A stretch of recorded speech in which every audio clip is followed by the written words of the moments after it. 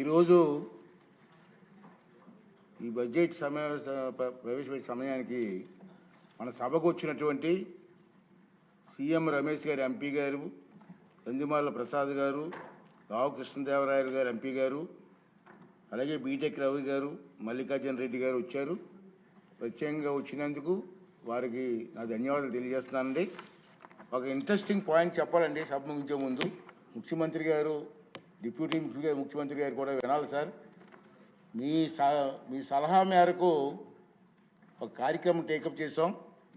అంటే ఈ సభకి చదువుకున్న పిల్లల్ని, స్కూల్ పిల్లలు అందరిని పిలిపించాలని చెప్పి గతంలో మీకు సలహా ఇచ్చారు. దాని ప్రకారంగా మేము డిజైన్ చేసాం సార్.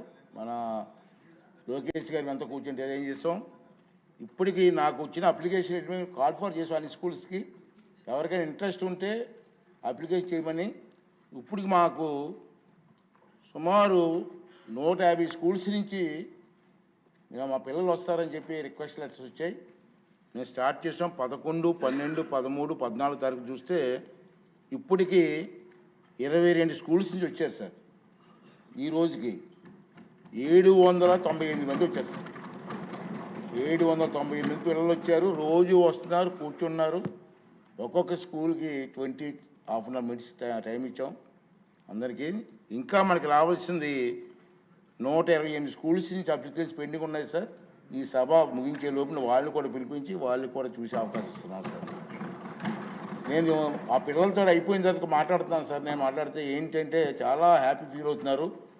మీరు చదువుకొని ఏం చేస్తారంటే ఇప్పుడు వరకు మాకు తెలియదు కానండి, ఈ సభ చూసిన తర్వాత మాకు కూడా సభలోకి రావాలన్న ఆలోచన చెప్తారు.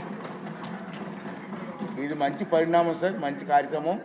ఈ కార్యక్రమం మీ సలహా మేరకు చేస్తున్నాం. ఇది పూర్తి చేస్తామని చెప్పి మీ అందరికీ తెలియజేస్తున్నాను సార్.